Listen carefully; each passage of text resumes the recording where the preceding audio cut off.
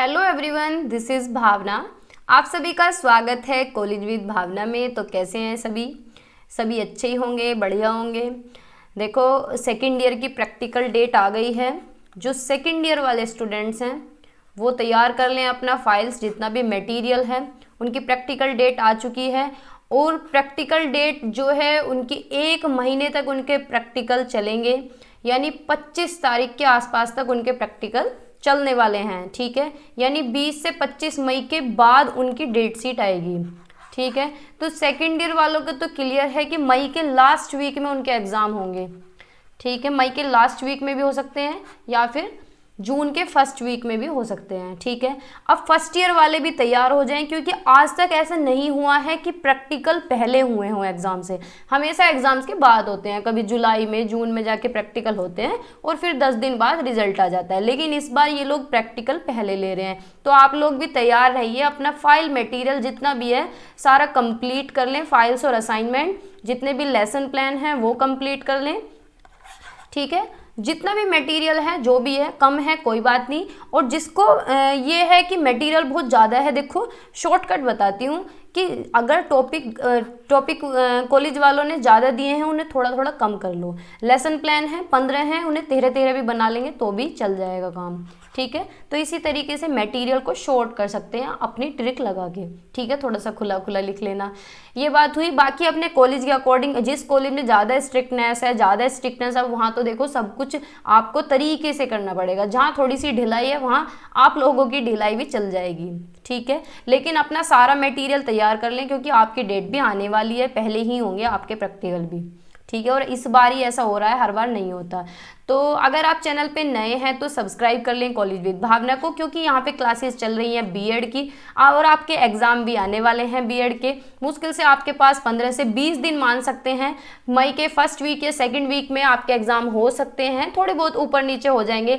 अगर ज़्यादा स्ट्रिक्ट है यूनिवर्सिटी, ज़्यादा सीरियस है तो फर्स्ट वीक या सेकेंड वीक में हो जाएंगे, नहीं तो थर्ड वीक तक भी हो सकते हैं। ठीक है, तो आपके पास मुश्किल से 20 से 25 दिन है, तो तैयारी में लगे रहिए। जिस तरीके से पढ़ रहे हैं ऐसे ही पढ़ते रहें। हाइपर बिल्कुल भी नहीं होना है। जितना मैंने कराया इतना देख लीजिए और रिवीजन करते रहिए। मल्टीपल टाइम जब रिवीजन करेंगे तो आपके चीज़ें दिमाग में स्टे कर जाएंगी। ठीक है, फिर आपको ईजी लगेगा बहुत ज़्यादा।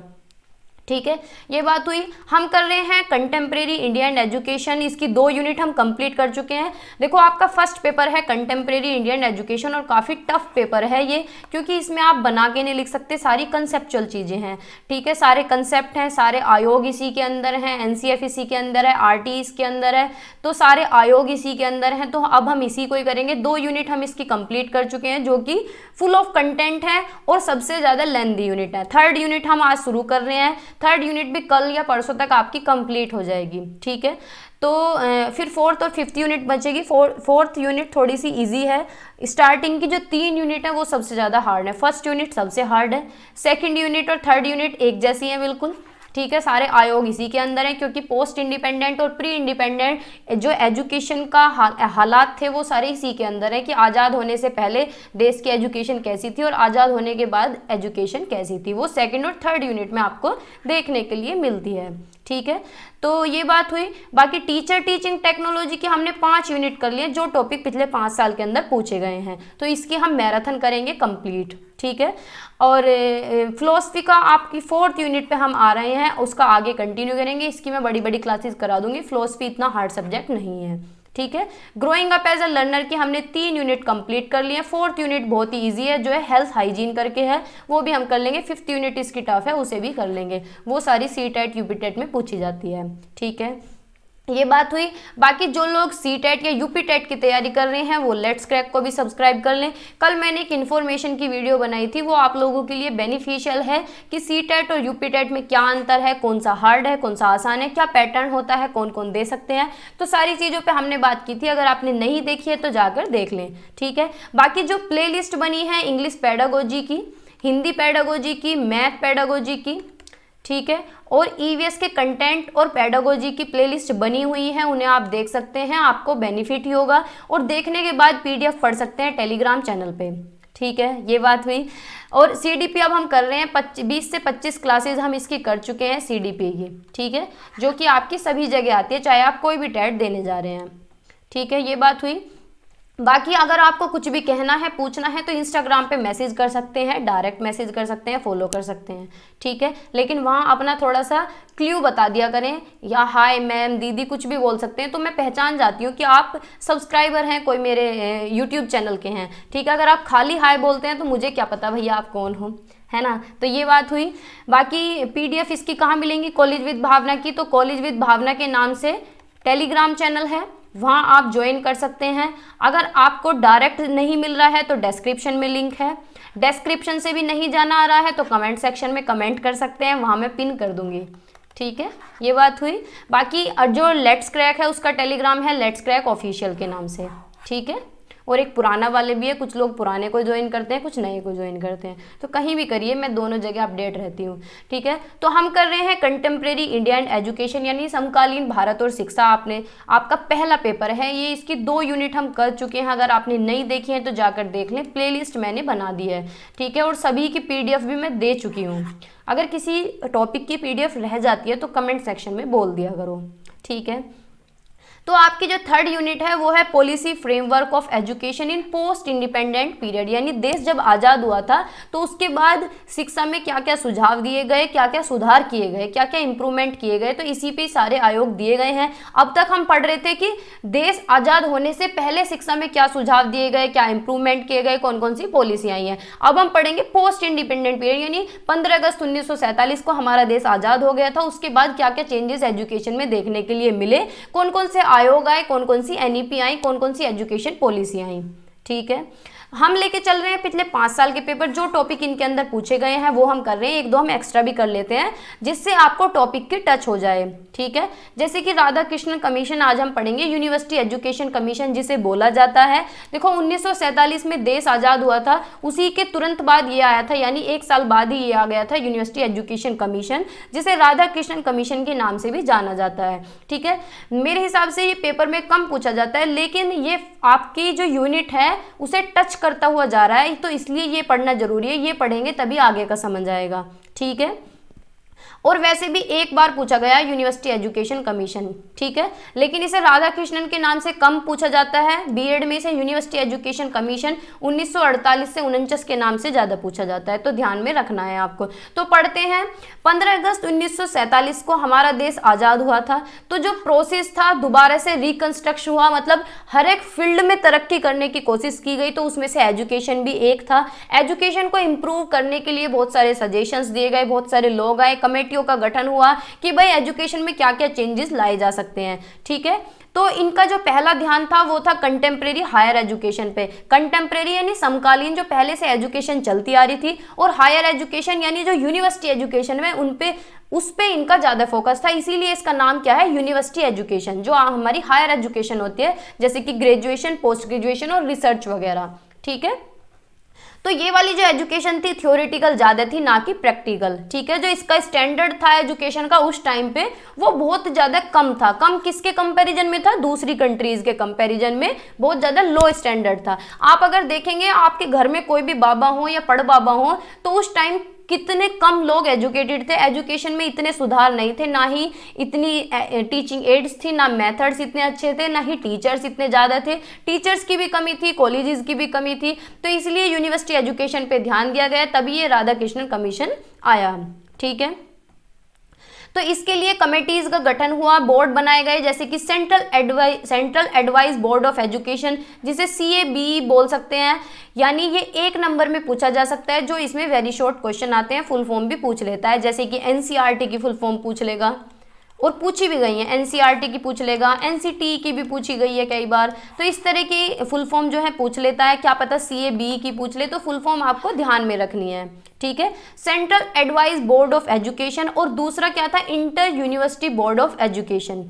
एडवाइज द इंडियन गवर्नमेंट, यानी ये जो दो बोर्ड थे, इन्होंने एडवाइज किया भारत सरकार को कि एक यूनिवर्सिटी एजुकेशन कमीशन अपॉइंट किया जाए, जो कि सजेस्ट करेगा यूनिवर्सिटी एजुकेशन के बारे में कि क्या क्या सुधार होने चाहिए, क्या क्या सिफारिशें होनी चाहिए, ठीक है। विश्वविद्यालय शिक्षा आयोग में क्या क्या नियुक्त किया जाए, ठीक है। तो जो गवर्नमेंट ऑफ इंडिया थी उन्होंने on the advice of CAB and IUB, यानी जो ये फुल फॉर्म थी, यानी जो बोर्ड थे central advice board of education और inter university board of education, इनकी एडवाइस पे क्या है यूनिवर्सिटी एजुकेशन कमीशन को अपॉइंट किया। किसकी अध्यक्षता में? डॉक्टर सर्वपल्ली राधाकृष्णन की अध्यक्षता में, उनकी चेयरमैनशिप में। कब? ऑन नवंबर 14, 1948, यानी 14 नवंबर 1948 को। ठीक है, तो इसलिए इसे राधाकृष्णन कमीशन भी बोला जाता है क्योंकि इसकी अध्यक्षता इन्होंने ही की थी, उस टाइम यही चेयरपर्सन थे इनके। ठीक है, इसमें कुछ और मेंबर भी थे कमीशन में, जैसे कि डॉक्टर ताराचंद थे, सर जेम्स ए डफ थे, doctor Zakir Hussain, doctor Arthur Morgan, doctor A Lakshmi Mudaliar, doctor Meghnath Sahar, doctor कर्म नारायण बहल, डॉक्टर जॉन जे टाइगर, श्री निर्मल कुमार सिद्धांत। तो आपको अगर ये सारे नाम भी याद ना रहे, एक दो याद रहे, एक दो भी लिख देंगे तो भी कोई दिक्कत है नहीं। ठीक है, तो ये कमीशन, इस कमीशन को बोला जाता है राधा कृष्णन कमीशन क्योंकि इन्हीं की अध्यक्षता में नियुक्त किए गए जितने भी कमीशन आए थे। ठीक है, यूनिवर्सिटी एजुकेशन में जो भी अपॉइंट की गई चीजें वो इन्हीं की अध्यक्षता में की गई। It was the first education commission of independent India, यानी आजाद भारत का ये क्या है, पहला आयोग था, पहला कमीशन था। देखो गर्मी कितनी लग रही है। ठीक है, मैं अभी आई हूँ बाहर से। Objective and terms of reference, यानी अब सिफारिशें क्या थी, किस जो जांच का विषय था वो क्या था, इनका उद्देश्य क्या था। ठीक है, तो इनकी शर्तें देखते हैं। To study the contemporary Indian universities and to find out their shortcomings, यानी सारी जितनी भी रिपोर्ट है जो प्री इंडिपेंडेंट पीरियड की जितनी भी चीज़ें हैं, वो जो कंटेम्प्रेरी यूनिवर्सिटी एजुकेशन थी, यानी समकालीन जो शिक्षा थी, जो यूनिवर्सिटी एजुकेशन थी, उसे सारी को पढ़ना और उसमें से शॉर्ट कमिंग निकालना, यानी जो कमियां थी वो निकालना, उन कमियों का पता लगाना और सुधार करना। ठीक है, दूसरा क्या था, to give suggestion about their administration and finance, जो एडमिनिस्ट्रेशन है और फाइनेंस है उसके बारे में सजेशन देना अपने। ठीक है, जो एफिलिएटेड कॉलेज हैं उनके एडमिनिस्ट्रेशन और फाइनेंस के बारे में सजेशन देना। ठीक है, उनके प्रशासन और वित्त के बारे में सुझाव देना। हिंदी में पढ़ लेते हैं। उच्च शिक्षा के पुनर्गठन के बारे में सुझाव देना, यानी यूनिवर्सिटी एजुकेशन या फिर हायर एजुकेशन किस तरीके से दोबारा से स्ट्रक्चर उसका बनाया जाए, इस बारे में सुझाव देना। ठीक है, to determine the aim of higher education, यानी हायर एजुकेशन का क्या उद्देश्य होना चाहिए, ये सिफारिशें की गई, ये रिपोर्ट के अंदर रखा गया। To suggest measures to raise the teaching standard of higher education, जो हायर एजुकेशन है उसका शिक्षण स्तर कैसे बढ़ाया जाए, इसके बारे में सुझाव देना। To give its opinion regarding the medium of higher education, क्या मीडियम रखा जाए हायर एजुकेशन का, इस बारे में अपना ओपिनियन देना। जो ये कमेटीज थी उनके अंदर ये पॉइंट रखे गए, ये जांच के विषय रखे गए, जो पहले से शिक्षा चलती आ रही थी, पहले से जो एजुकेशन चलती आ रही थी उसके अंदर ये इंप्रूवमेंट किए जाए कि भाई उसका मीडियम क्या रखा जाए, टीचिंग का स्टैंडर्ड कैसे बढ़ सकता है, उद्देश्य क्या है, एडमिनिस्ट्रेशन उसका, फाइनेंस क्या है उसका, वित्त क्या है, प्रशासन किस तरीके का रखा जाए। ठीक है, to give suggestions regarding the appointment, pay scales and conditions for the teachers of higher education, यानी टीचर्स को किस तरीके से अपॉइंट किया जाए, क्या उनका पे स्केल, यानी क्या उन्हें सैलरीज दी जाए, यानी तनख्वाह उन्हें कैसी दी जाए, कौन कौन सी कंडीशंस रखी जाए हायर एजुकेशन के लिए। ठीक है, to find solution to check the wide spread indiscipline among the student, जो इनडिसिप्लिन है, अनुशासन नहीं है, उसे चेक किया जाए। To present plan for the welfare of student, यानी विद्यार्थियों के, शिक्षार्थियों के हित में क्या क्या प्लान्स बनाए जाएं, क्या क्या चीजें रखी जाएं। तो ये भी सारे सजेशन के विषय थे, जांच के विषय थे। ठीक है, अब पढ़ते हैं शिक्षा का उद्देश्य क्या था, एम ऑफ एजुकेशन, यानी शिक्षा के लक्ष्य क्या थे। एम ऑफ एजुकेशन हम पढ़ेंगे, वुमेन एजुकेशन कैसी थी वो हम पढ़ेंगे, टीचर एजुकेशन, टीचर्स की ट्रेनिंग कैसी थी, बहुत सारी चीजें, बच्चों का वेलफेयर के बारे में क्या कहा गया, तो सारी चीजों पे बात करने वाले हैं। तो सबसे पहले पढ़ेंगे एम ऑफ एजुकेशन क्या था। तो शिक्षा का उद्देश्य था, जो शिक्षा दी जा रही थी बच्चों को या फिर दी गई उस टाइम पे पोस्ट इंडिपेंडेंट पीरियड पे, तो उद्देश्य था कि बच्चों को इस तरीके से ट्रेन करें कि वो डेमोक्रेटिक हो, यानी लोकतंत्र के लिए प्रशिक्षित करना, कि वो अपने हक के लिए लड़ सकें, अपने हक की आवाज उठा सकें कहीं भी। ठीक है, बच्चों के अंदर आत्म विकास को बढ़ावा देना, सेल्फ डेवलपमेंट करना, यानी हमारे अंदर कॉन्फिडेंस आए, सेल्फ डेवलपमेंट आए, हमारा आत्म विकास हो सके। ठीक है, उसके लिए ट्रेन करना। बच्चों के अंदर अंडरस्टैंडिंग डेवलप करना, आज की और पास्ट की, यानी उन्हें पास्ट की भी अंडरस्टैंडिंग हो, पास्ट की भी समझ हो और आज की भी समझ हो। ठीक है। वोकेशनल और प्रोफेशनल ट्रेनिंग देना उन्हें कि भाई अपने कमा के खा सकें, वोकेशनल ट्रेनिंग भी दी जाए, वोकेशनली उन्हें ट्रेंड किया जाए, यानी व्यावसायिक और पेशेवर प्रशिक्षण प्रदान करना। ठीक है, ये उद्देश्य थे शिक्षा के। अपनी सांस्कृतिक विरासत के उत्थान के लिए विद्यार्थियों को इससे परिचित कराना कि हमारी जो कल्चर है उसके बारे में भी बच्चों को पता चले और जनरेशन टू जनरेशन वो ट्रांसफर हो सके और उसे बढ़ावा मिल सके, उसका उत्थान हो सके। ठीक है। टीचिंग फैकल्टी, यानी टीचिंग फैकल्टी कैसी होनी चाहिए कि भाई टीचर्स को 4 कैटेगरी में डिवाइड किया जाए। पहले कि प्रोफेसर होने चाहिए, रीडर्स होने चाहिए, कॉलेज में लेक्चरर होने चाहिए और इंस्ट्रक्टर्स भी होने चाहिए जो बच्चों को इंस्ट्रक्शन दे टाइम टू टाइम। ठीक है। प्रमोशन होना चाहिए एक कैटेगरी से अनोदर कैटेगरी में मेरिट बेस पे, जैसे कि भाई टीचर्स हैं, जैसे कि कोई भी लेक्चरर लगा तो उसका प्रमोशन होना चाहिए उसके मेरिट बेस पे, जो उसके लेवल के बंदे हैं उन्हीं की मेरिट के बेस पे उनका प्रमोशन भी होना चाहिए, यानी प्रोन्नति भी होनी चाहिए उनकी योग्यता के आधार पर। ठीक है।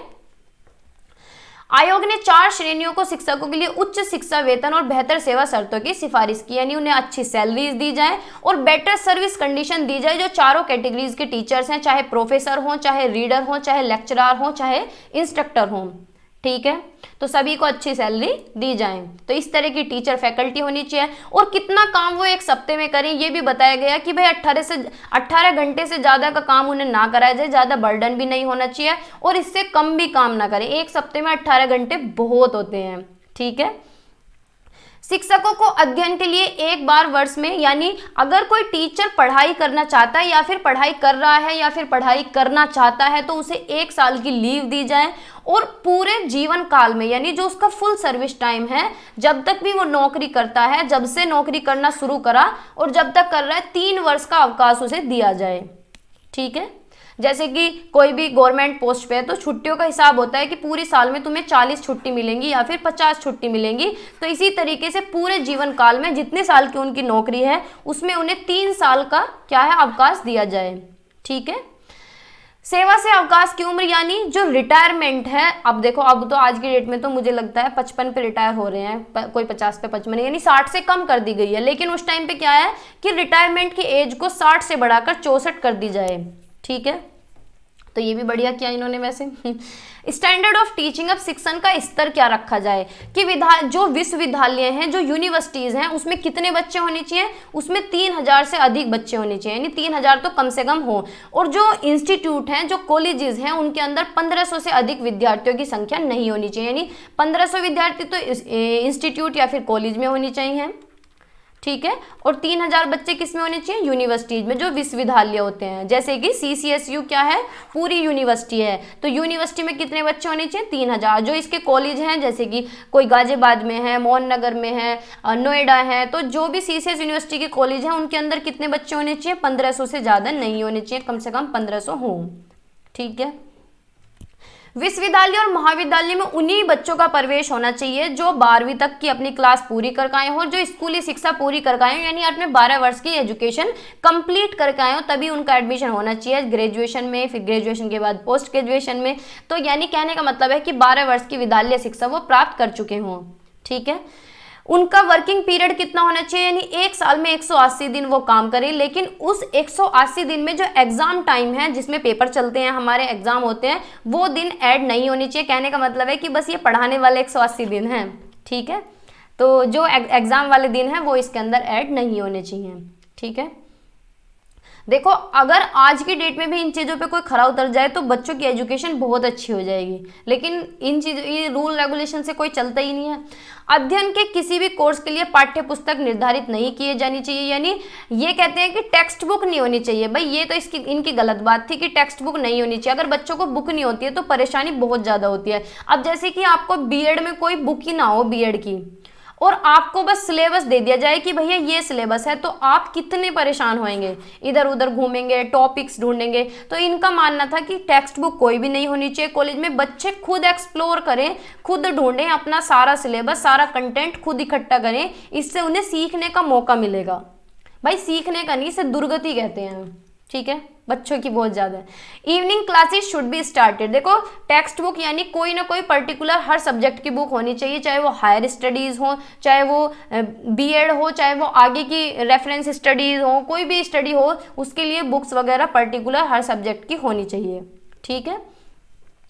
जो इवनिंग क्लासेस हैं वो भी स्टार्ट की जानी चाहिए। जैसे कि आपने देखा होगा दिल्ली में बहुत सारे स्कूल हैं जिनमें इवनिंग क्लासेस होती हैं, बच्चों की भी होती हैं, कॉलेजेस भी ऐसे हैं जो शाम में होते हैं। वो किस लिए होते हैं? जो दिन में जॉब कर रहे हैं या फिर दिन में कुछ और काम कर रहे हैं तो वो शाम में क्लास ले सकें। तो इवनिंग क्लासेस भी शुरू की जानी चाहिए, ठीक है। और पास होने का यानी अगर शिक्षा का स्तर उठाना है तो इन्होंने कहा कि 70% पे फर्स्ट डिवीजन होनी चाहिए, 55% पे द्वितीय यानी सेकेंड डिवीजन होनी चाहिए और 40% पे तृतीय यानी थर्ड डिवीजन होनी चाहिए। अगर तुम्हें एग्जामिनेशन का स्टैंडर्ड बढ़ाना है, परीक्षाओं का स्तर उठाना है तो, ठीक है। समझ तो आ रहा होगा।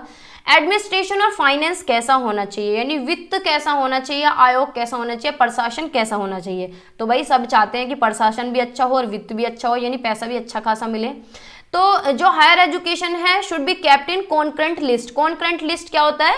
जब दो गवर्नमेंट एक साथ मिलकर खर्चा उठाती हैं, रेस्पॉन्सिबिलिटी उठाती हैं, जैसे कि सेंट्रल गवर्नमेंट और स्टेट गवर्नमेंट दोनों मिलकर जिम्मेदारी उठाएं, ठीक है। जैसे कि कुछ भी काम होना है यूपी में और तो सेंट्रल गवर्नमेंट भी उसमें साथ दे और यूपी गवर्नमेंट भी दे, ठीक है, दोनों मिलके रेस्पॉन्सिबिलिटी उठाएं। जैसे कि एक बात बताती हूँ कि सीटेट में क्या है, सीटेट सेंट्रल का टेस्ट है, सेंट्रल का पेपर है।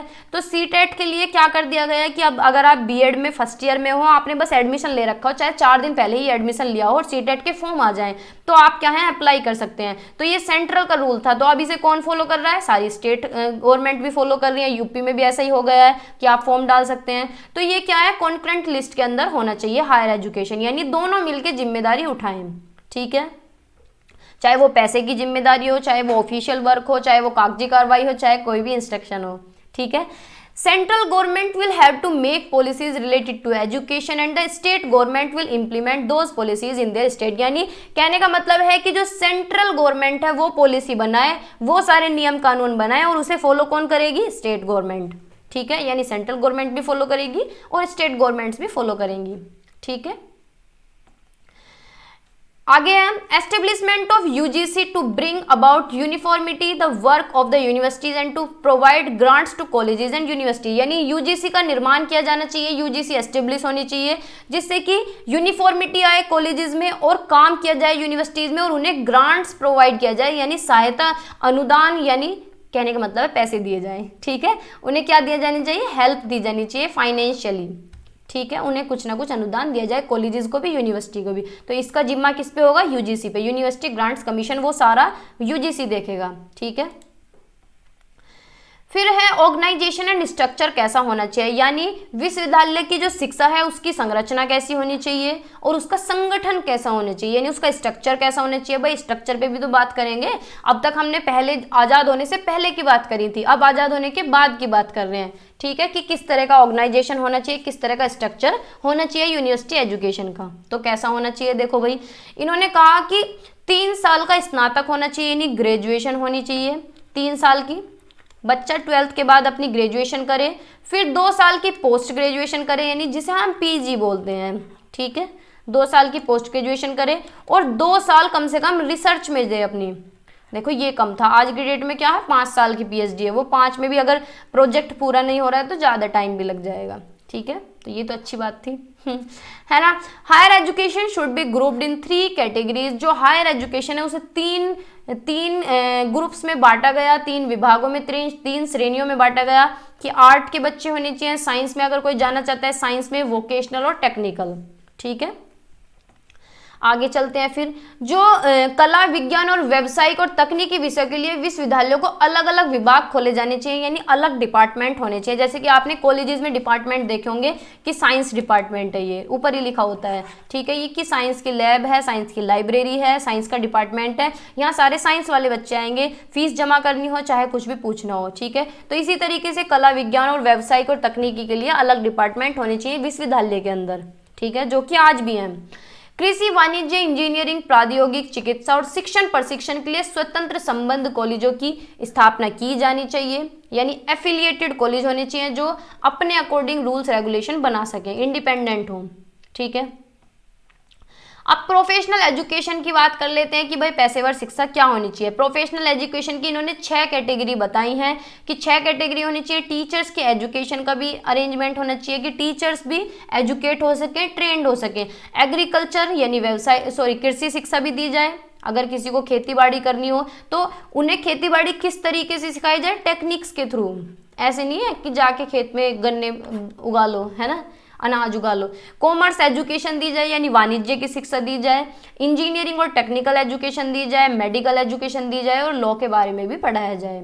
ठीक है, जो जिस स्ट्रीम में जाना चाहता है वो प्रोफेशनल अपना प्रोफेशन चुन सकता है। ठीक है, अब रिलीजियस एजुकेशन की बात कर लेते हैं, यानी धार्मिक शिक्षा के बारे में इन्होंने क्या कहा कि भाई धार्मिक शिक्षा भी तो होनी चाहिए। उस टाइम पे देश आज़ाद हुआ था तो उथल पुथल बच रही थी बहुत ज़्यादा, तो इन्होंने रिलीजियस एजुकेशन के बारे में कहा कि धार्मिक शिक्षा का मुख्य उद्देश्य लोगों में जो धार्मिक कट्टरता है उसे खत्म करना है। यानी धार्मिक एजुकेशन का मतलब है कि लोग एक दूसरे के धर्म की रेस्पेक्ट करें। ऐसा नहीं है कि बस अपना ही धर्म, हिंदू हैं हम या फिर हम मुसलमान हैं, अपने अपने बारे में सोचें। जो एक कट्टरता है एक दूसरे के धर्म को लेके वो खत्म होनी चाहिए। सभी धर्मों के प्रति कैसी होनी चाहिए, सकारात्मक सोच यानी पॉजिटिव थिंकिंग होनी चाहिए। ठीक है, हर धर्म की रेस्पेक्ट करें।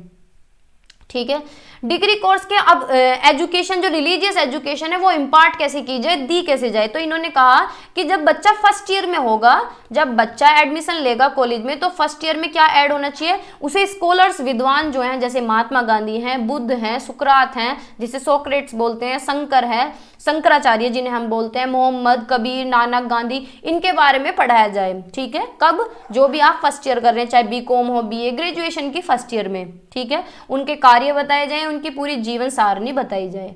ठीक है, जिससे कि बच्चे इंस्पायर होंगे उनसे। आगे चलते हैं, फिर सेकेंड ईयर में क्या होना चाहिए, जो विश्व के प्रसिद्ध धार्मिक ग्रंथ हैं जैसे कि रामायण है, भागवत गीता है, बाइबल है, कुरान है, मतलब सभी ग्रंथ की बात कर रहे हैं, उसका क्या है, सार्वभौमिक मैथ के कुछ चुने हुए भाग पढ़ाए जाएं, जो फेमस हैं चैप्टर्स जिनसे बच्चे कुछ ना कुछ सीख सकते हैं वो पढ़ाई जाएं। ठीक है, फिर थर्ड ईयर की बात कर लेते हैं। सेकेंड ईयर की बात हो गई, थर्ड ईयर में क्या होना चाहिए, धर्म दर्शन की मुख्य समस्या, यानी जो रिलीजियस एजुकेशन की प्रॉब्लम्स है ना, जो भी समस्याएं हैं उसके बारे में पढ़ाया जाना चाहिए कि उसका सॉल्यूशन क्या हो सकता है और क्या क्या समस्याएं धर्म के ऊपर आई हैं। ठीक है, अब मीडियम क्या होना चाहिए एजुकेशन का, रिलीजियस एजुकेशन भी हो गई, प्रोफेशनल एजुकेशन भी हो गई, एम्स भी हो गए, टीचर्स की फैकल्टी कैसी होनी चाहिए, टीचर्स की ट्रेनिंग कैसी होनी चाहिए। अब मीडियम देख लेते हैं कि शिक्षा का माध्यम क्या होना चाहिए। तो उच्च शिक्षा का जो माध्यम है अंग्रेजी की बजाय प्रादेशिक भाषा होनी चाहिए, यानी कैसी होनी चाहिए, रीजनल लैंग्वेज होनी चाहिए, जो हमारे प्रदेश के क्षेत्र की भाषा उसमें पढ़ाया जाना चाहिए। अंग्रेजी को किसके द्वारा एक्सचेंज किया जाए, रिप्लेस किया जाए। ठीक है, इंग्लिश भी replaced early as possible by Indian language के द्वारा इंग्लिश को क्या है, रिप्लेस कर दें। ठीक है, federal language Hindi should have the freedom to make medium of instruction, और मीडियम क्या होना चाहिए, एजुकेशन का हिंदी होना चाहिए। ठीक है, इंग्लिश भी studied in high school and the university, universities में थोड़ी बहुत इंग्लिश पढ़ाई जानी चाहिए और थोड़ी बहुत हाई स्कूल में भी पढ़ाई जानी चाहिए, यानी उच्च विद्यालयों में और विश्वविद्यालयों में इंग्लिश पढ़ाई जानी चाहिए, लेकिन मीडियम नहीं बोला है इन्होंने। ठीक है, अब एग्जामिनेशन का स्तर कैसे उठेगा, एग्जामिनेशन किस तरीके के होने चाहिए, तो commission found the examination system of the universities the most faulty and gave suggestion, यानी उन्होंने जब पूरा एग्जामिन करा, पूरी जांच करी, पूरा परीक्षण करा, तो उन्होंने बहुत सारे डिफॉल्ट इसके अंदर पाए कि भाई इसके अंदर तो बहुत इंप्रूवमेंट करने की जरूरत है। क्या इंप्रूवमेंट करने की जरूरत है कि इन्होंने देखा कि 3 साल में पेपर हो रहे थे, जो 3 साल में एक बार पेपर हो, जैसे किसी ने ग्रेजुएशन में एडमिशन ले लिया तो उसके पेपर क्या है, पूरे 3 साल में एक बार हो रहे थे। ठीक है, तो इन्होंने कहा कि भाई अगर इसका स्तर उठाना है तो हर साल पेपर लिए जाएं। ठीक है, जैसे कि फर्स्ट ईयर है तो फर्स्ट ईयर के लास्ट में पेपर दिए जाएं, सेकंड ईयर में हो, थर्ड ईयर में हो। ठीक है, A set of objective progress tests should be prepared to evaluate the progress of student, जिससे कि बच्चों का इवेल्युएशन पता चलता रहे कि बच्चे क्या सीख रहे हैं। ठीक है, इस तरीके का इवेल्युएशन टेस्ट भी तैयार किया जाए। और पास होने के लिए क्या होना चाहिए, अगर एग्जाम का लेवल उठाना है तो 70% नंबर होने चाहिए फर्स्ट डिवीजन के लिए, 55% पे सेकंड डिवीजन और 40% पे थर्ड डिवीजन होनी चाहिए। ठीक है, समझ तो आ रहा है भाई, बता दो। ठीक है, grace marks must be eliminated, जो पहले के टाइम पे आपने सुना भी होगा कि भाई उसके ना 32% बन रहे थे तो उसे ग्रेस मिल गया, अब उसके 33% हो गए। अब तक भी ये रूल चला था लेकिन अब शायद नहीं है, तो ये रूल जो है इन्होंने कहा कि ये रूल खत्म होना चाहिए। जो ग्रेस के नंबर मिलते हैं, फालतू के जो नंबर मिलते हैं, तो वो नहीं मिलने चाहिए, क्योंकि इससे बच्चों को जेलेसी भी होती है। ये तो मजाक की बात है, वैसे इन्होंने कहा था कि ग्रेस के मार्क्स खत्म होने चाहिए यूनिवर्सिटीज से। ठीक है, अब बच्चों के बारे में यानी विद्यार्थियों के कल्याण और उनकी गतिविधियों के बारे में इन्होंने क्या कहा देख लेते हैं कि हर एक यूनिवर्सिटीज में क्या है, हॉस्पिटल होनी चाहिए और हेल्थ सर्विस होनी चाहिए कि बच्चे अगर कुछ भी दिक्कत हो तो साथ के साथ उन्हें एडमिट कराया जाए। जो गरीब बच्चे हैं जो पढ़ना चाहते हैं और पढ़ नहीं पा रहे हैं उनके लिए स्कॉलरशिप अरेंज की जाए। ठीक है, 2 साल की फिजिकल एजुकेशन होनी चाहिए जो कि हर बच्चे के लिए रिक्वायर्ड है, अनिवार्य है कि भाई उसे फिजिकल एजुकेशन भी पढ़ाई जाए, उसे पता चले कि स्वास्थ्य के बारे में। ठीक है, हॉस्टल फैसिलिटीज होनी चाहिए सब बच्चों के लिए सारे कॉलेजेस में और सारी यूनिवर्सिटीज में कि अगर बच्चा कोई दूर का है तो वो रह सके वहां पे। ठीक है, बच्चों के लिए क्या होना चाहिए, एक छात्र संघ होना चाहिए, जैसे कि छात्र नेता नहीं कहते लेकिन इसे राजनीति से दूर रखा जाए। और आज की डेट में कॉलेज में इलेक्शन होते हैं, कोई भी छात्र नेता बन जाए तो सबसे पहले वो राजनीति से जुड़ेगा, नेताओं से जुड़ेगा। ठीक है, तो इन्होंने कहा छात्र संघ तो होना चाहिए, छात्र संघ का गठन होना चाहिए लेकिन उसे राजनीति से दूर रखा जाए। ठीक है, प्रत्येक विश्वविद्यालय में एक विद्यार्थी कल्याण सलाहकार बोर्ड का गठन किया जाना चाहिए ताकि छात्र कल्याण कार्यक्रमों में तैयार और कार्यान्वित किया जा सके। ठीक है, यानी बच्चों के हित में बात सुनी जा सके, प्रिपेयर किया जा सके। ठीक है, आगे पढ़ते हैं। प्रॉपर अरेंजमेंट होना चाहिए, प्लेग्राउंड होना चाहिए, जिम्नेशियम होना चाहिए। देखो भाई, जिम करने जाएंगे बच्चे, पढ़ने जाएंगे जिम्नेशियम का इनका मतलब है व्यायामशाला होनी चाहिए, यानी एक्सरसाइज होनी चाहिए जो कि स्कूल में होती है, जिससे कि बच्चे क्या हैं, हेल्दी रह सकें। एनसीसी का एस्टेब्लिशमेंट होना चाहिए कॉलेजेस के अंदर, यूनिवर्सिटीज़ के अंदर। ठीक है, और बच्चों को एनकरेज किया जाए कि वो इसके मेंबर बन जाएं। ठीक है, अब वुमेन एजुकेशन के बारे में भी देख लेते हैं कि भाई आज़ाद होने के बाद औरतों के बारे में क्या कहा गया। पॉजिटिव तो क्या ही कहेंगे। महिला शिक्षा के पाठ्यक्रम में गृह प्रबंधन, यानी इनका करिकुलम कैसा होना चाहिए, जो लड़कियों को पढ़ा रहे हैं, जो औरतों को पढ़ा रहे हैं कि भाई वो घर संभाल सकें, गृह प्रबंधन के बारे में पढ़ाया जाए। घरेलू अर्थशास्त्र पढ़ाया जाए और उन्हें पोषण शामिल किया जाए कि भैया तुम्हें बच्चों को कैसे पालना है, कैसे न्यूट्रिशन देना है। तो गलत बात थी भाई, है ना, कि लड़कियों के लिए भी तो टेक्निकल एजुकेशन होनी चाहिए, लड़कियां भी तो कर सकती हैं। महिलाओं की शिक्षा का मुख्य उद्देश्य उन्हें अच्छी माँ और अच्छी गृहिणी बनाना होना चाहिए। ये तो गलत बात थी कि भाई उन्हें सिर्फ एक मदर ही अच्छा बन सकती हैं, अच्छी बन सकती हैं और एक गृहिणी बन सकती हैं, कि भाई उन्हें हाउसवाइफ की नॉलेज दी जाए कि तुम कैसे एक गृहिणी अच्छी बन सकती हो, एक अच्छी माँ तुम कैसे बन सकती हो। ठीक है, तो ये वुमेन्स के बारे में था। अब गांव के बारे में देख लेते हैं कि रूरल यूनिवर्सिटीज़ और कॉलेजेस के बारे में इन्होंने क्या कहा कि भाई ग्रामीण शिक्षा के उद्देश्य के लिए जो गांव हैं उनमें विश्वविद्यालय खोले जाएं, यूनिवर्सिटीज खोली जाएं, जो गांव का एरिया है, ग्रामीण क्षेत्र है जो। ठीक है, ग्रामीण महाविद्यालयों में जो विद्यार्थियों की संख्या है, जो यूनिवर्सिटीज नहीं, जो कॉलेजेस हैं। ठीक है, कॉलेज और यूनिवर्सिटीज में फर्क होता है। कॉलेजेस होते हैं पूरी संस्था, कॉलेज नहीं, यूनिवर्सिटीज होती है पूरी संस्था, कॉलेजेस उनकी ब्रांच होती हैं। कॉलेजेस में 300 से ज़्यादा बच्चे नहीं होने चाहिए, जो यूनिवर्सिटीज़ हैं, विश्वविद्यालय हैं, उसमें 2500 से ज़्यादा बच्चे नहीं होने चाहिए। ठीक है, रिसर्च फैसिलिटीज़ होनी चाहिए गाँव की जितनी भी यूनिवर्सिटीज़ हैं, रूरल यूनिवर्सिटीज़ हैं। ठीक है, तो this is all for today. आज की वीडियो में हम इतना ही रखते हैं। आपको ये क्लास कैसी लगी कमेंट सेक्शन में ज़रूर बताइएगा। आपकी कमेंट आती हैं तो मुझे भी खुशी मिलती है, पता चलता है कि भाई प्रदीप भी एक्टिव है, शिवानी है, पूजा है, और भी बहुत सारे बच्चे हैं, नाम भूल जाती हूँ मैं। ठीक है, तो ये बात हुई। तो अगर आप चैनल पे नए हैं तो सब्सक्राइब कर लें कॉलेज विद भावना को भी और लेट्स क्रैक को भी, और ज़्यादा से ज़्यादा शेयर करें। देखो व्यूज़ इतने नहीं आते जितनी मैं मेहनत करती हूँ, अब पता नहीं तुम लोग शेयर करते हो या नहीं करते। जब आप लोग सपोर्ट करेंगे तभी तो क्लासेस आगे तक जाएंगी, है ना। तो सभी लोग शेयर किया करें ज़्यादा से ज़्यादा। बाय बाय, टेक केयर, पढ़ते रहिए, मुस्कुराते रहिए।